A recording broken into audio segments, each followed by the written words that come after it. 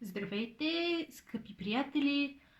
Вие сте в канала Purple Tarot и днес правя едно специално видео като покана за всички вас на едно много специално целодневно събитие на 16 декември, което ще организирам заедно и съвместно с две мои много скъпи приятелки. Това са Хриси от Човешката библиотека и Ели, моята така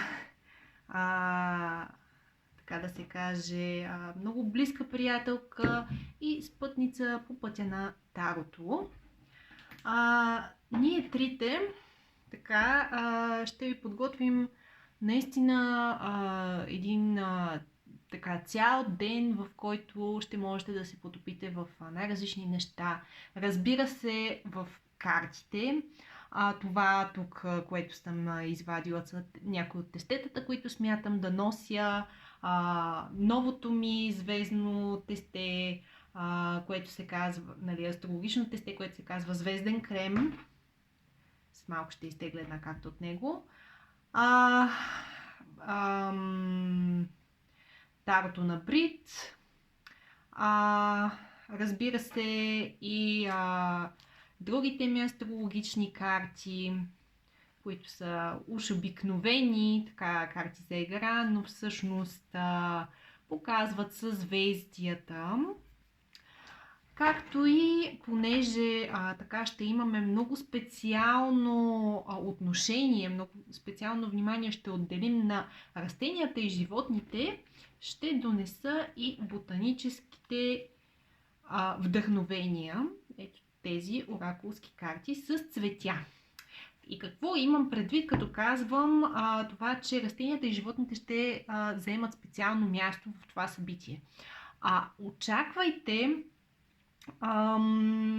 да се потопите в, както в себе си и в нещата, които ви вълнуват чрез медитация, така и да се докоснете до природата изобщо, благодарение на растенията и животните.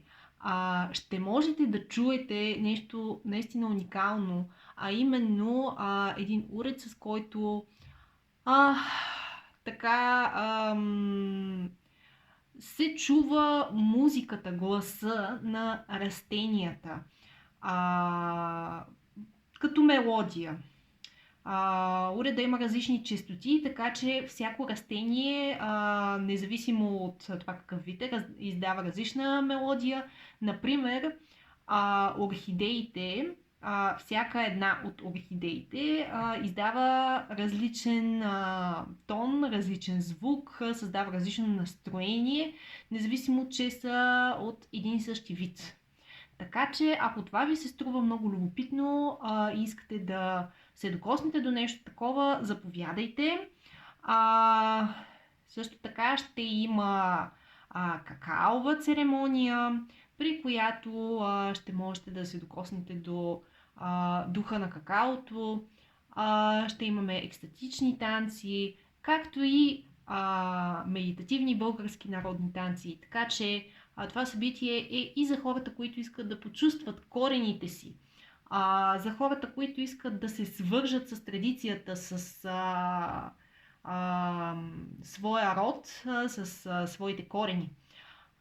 Това събитие е за онези от вас, които искат да се потопят изобщо в мелодията, в музиката, тъй като аз, разбирате се, ще свиря на пеещи купи и на барабанчето си Идиопан Домина. Какво още? Ще имаме кръг на споделяне, при който всеки ще може да изплаче душата си, да каже какво му е на сърце и да се поровим, така да се каже, в актуалните теми, които ви вълнуват. Разбира се, що се отнася до Тарото, ще отговаряме на всякакви въпроси заедно с Ели. И ще можете да се потопите още повече в неговата магия, отколкото просто онлайн. Затова така ви каня наистина най-искрено, най-сърдечно, заповядайте. Събитието ще се проведе в София и ще оставя линк в описанието към него. Общо взето, бих се радвала наистина много да се запозная с вас и ви приветствам с отворени обятия. Ако все още се чудите дали да присъствате, нека да направим една финална проверка за общо взето за какви хора би помогнало това събитие, за кого би било то полезно. Нека да видим за кого би било полезно това събитие.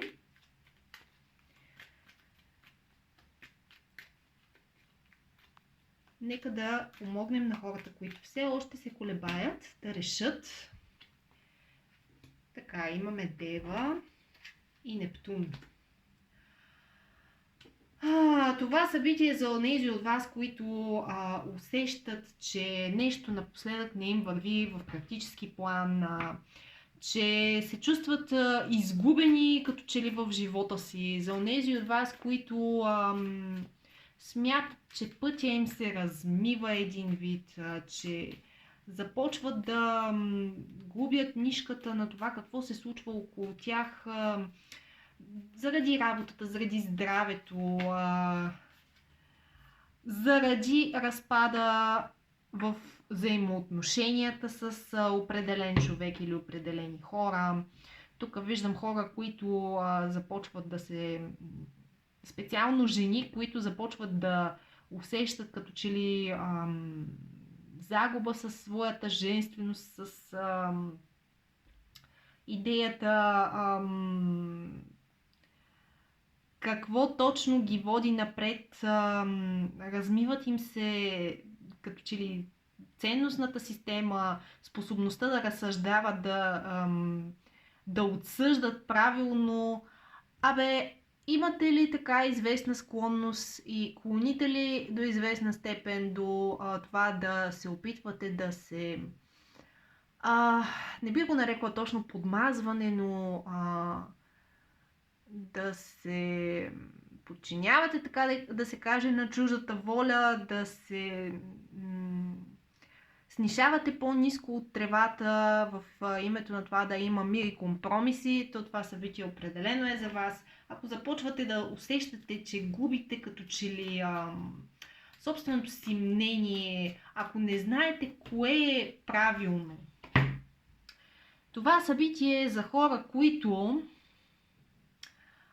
имат чувството, че започват да вехнат.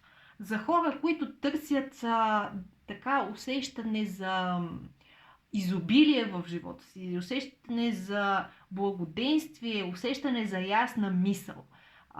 За хора, които искат така малко да се постегнат, искат да намерят яснота и искат да усетят как разцъфват, как така имат нужда да усещат активно щастие, имат нужда да усещат активно съчувствие към себе си, а не непрекъснато те да се чувстват на другите.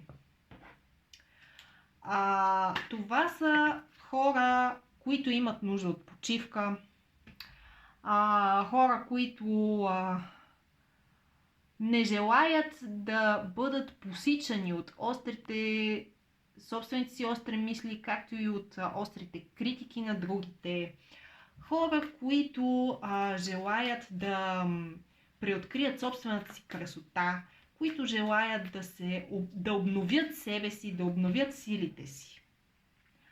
Хора, които искат да намерят истинския баланс в живота си между бялото и черното, които искат и имат нужда да признаят собствените си бели и черни страни. Хора, които искат да поработят на сянката си и да я признаят. Хора, които имат нуждата да сияят именно благодарение на собствените си недостатъци, на собственото си, така да се каже, съзнание, което ги тегли в лоши посоки, които имат нужда да се приемат такива каквито са и да си отворят очите напълно за живота и за всичко, което ги заобикаля.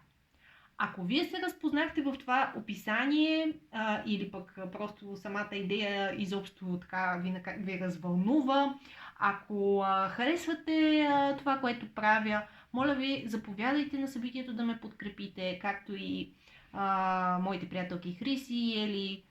И така, надявам се то да ви хареса и да му се насладите и да можете наистина да се потопите в важните за вас теми, да можете да извлечете най-доброто изобщо. Благодаря ви, че гледахте това видео. Ще се радвам да се видим там, така че очаквам ви. Приятен ден и до нови срещи!